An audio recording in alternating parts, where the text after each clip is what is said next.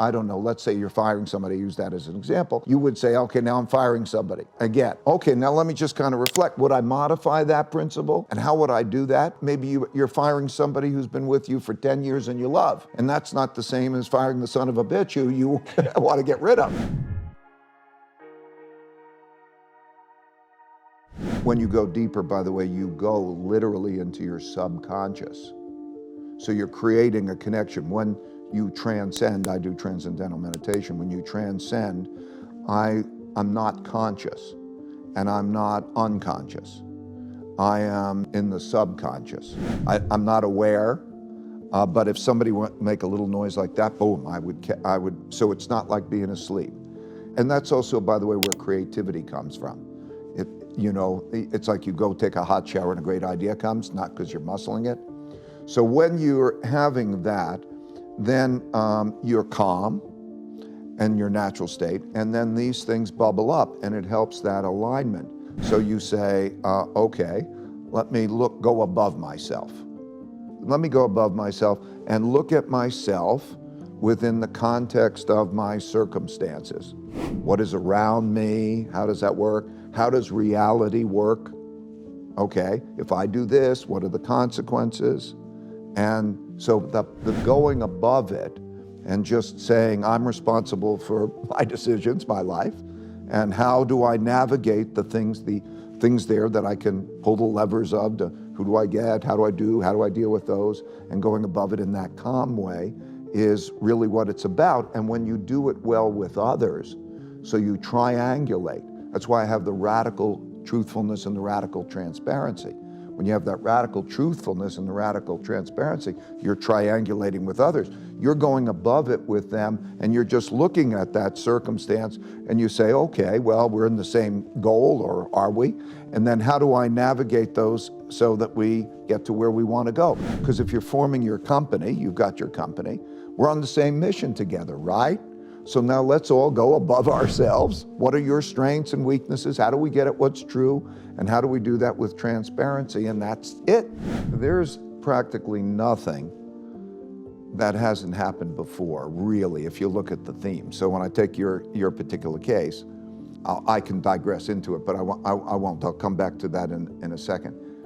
Almost everything that happens has happened many, many times before. And just like I described, there's the hero's journey, and there's this and that, there's that particular path, and the whole thing happens over and over again. Yeah, that's absolutely right. That's a winning strategy. So if you step back from that and you write, okay, what happened to you? What happened to you is what we're talking about. You went above yourself, okay? So you exemplify it. Okay, here are the things. You went above yourself. Now you could have had the ego thing, the big O barrier. Okay, the ego barrier is going to be the thing that's sort of going to kill you. Then by reconciling what your subliminal desires were, okay, I want to be judged as smart, and then connecting that with your intellect and saying, okay, now intellect, what is really going on here? Okay, and then to be able to step out of that. Now you just did it alone, but you could do it with others and it's even better. And so you figure out, oh, okay, this is that. Here's what the choices are. Here's how reality works. And so I'm just saying, you did what we were talking about, right?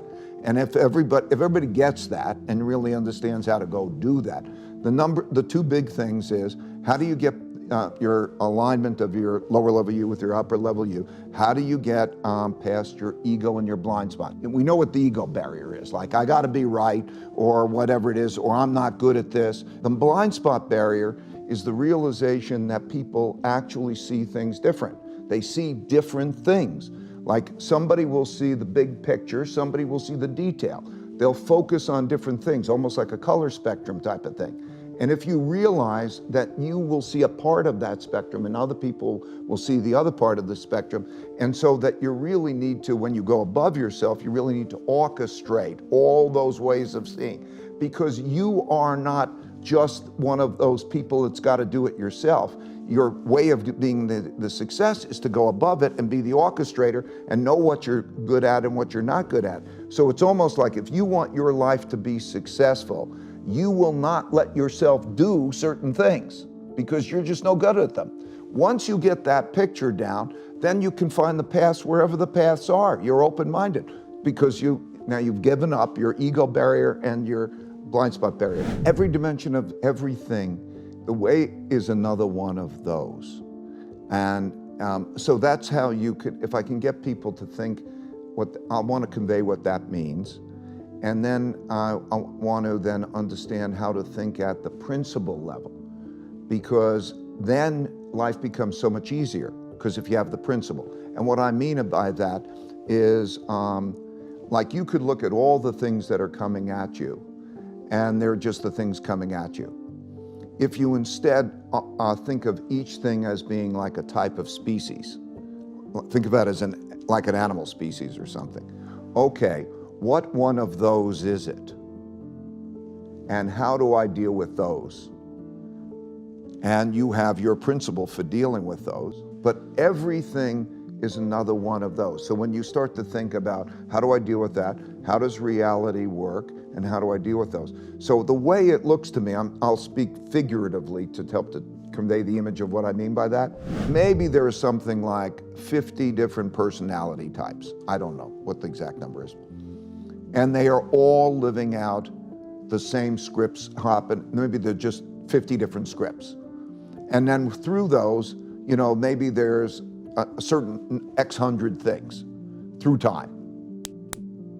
And it seems all confusing because we're looking at them bit by bit. It's like you're in a blizzard, a snowstorm, and each of these bits come at you and so on.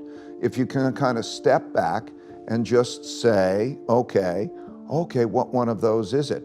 And it's happened before, and it's happened to different people. So let's say, for example, you have a kid, and you think, okay, now I'm a kid. And you could just sort of say, okay, now you're parenting. But whatever it is, you can sort of say, hey, it's happened before a million times, and in that particular circumstances. So when you realize everything happens over and over again, pretty much for the same kind of reasons, okay? And you understand that, and you can almost look at who's been through it before, who knows how it works, how do I best navigate that thing, what are my principles for that, then it's great. The reason I discovered it accidentally, is because I got in the habit that I suggest you get into and other people get into. And that is, whenever you're in a situation where you're making a decision, important decision, just pause and write down what type of decision was it, and why did I make that decision that way? That's writing down your principles. It's kind of your recipe for success. And we could talk about it. And then every time I'm in a situation, I'll write down, why did I make that decision? And we could look at those criteria. Did that make sense to do that decision that way? Would you have different criteria? And so on. And you do that over a period of time, okay? And then you have your principles. And then, so they're just your reasons for making your decisions and what matters to you, right? When you do that, so that's why I'm encouraging you, because you're going through these and then you have found a path in life. I viewed your story, what you just told me, is just another one of those. Now you keep doing it, it'll become apparent to you how everything's another one of those, because what'll happen is the next time around, you're gonna find, I don't know, let's say you're firing somebody, use that as an example, you would say, okay, now I'm firing somebody again. Okay, now let me just kind of reflect. Would I modify that principle? And how would I do that? And then, okay, now maybe you're firing somebody who's been with you for 10 years and you love. And that's not the same as firing the son of a bitch who you want to get rid of. So then you refine that. How should I deal with that one and that? And why does it make sense? Because that reflection, why does it make sense? Why does it make sense? And really wanting truthfulness. You know, not worried about being embarrassed, making mistakes, really on the struggle with all of you together is a good thing. All you have to do really is to sort of say, if you start to think everyone's another one, and when I'm making a decision, I just got to write down why I made the decision. I don't care how you title it. Okay, just write down, okay, what are your criteria? Write it down. Well, you'll see that they're close cousins. You know, let's say if you're saying, is it a different one because it's a close relationship that you've had for a long time or somebody who's new? Okay, well, you'll see those two things are close together, okay, but it's another one of those things. And it changes your way of seeing things, okay? It changes your perspective. Again, I want to repeat, because then life becomes easier, because it's not all these bits and pieces. Okay, it's another one of those. It gives you an equanimity, and like a ninja. Okay, it's another one of these coming at me.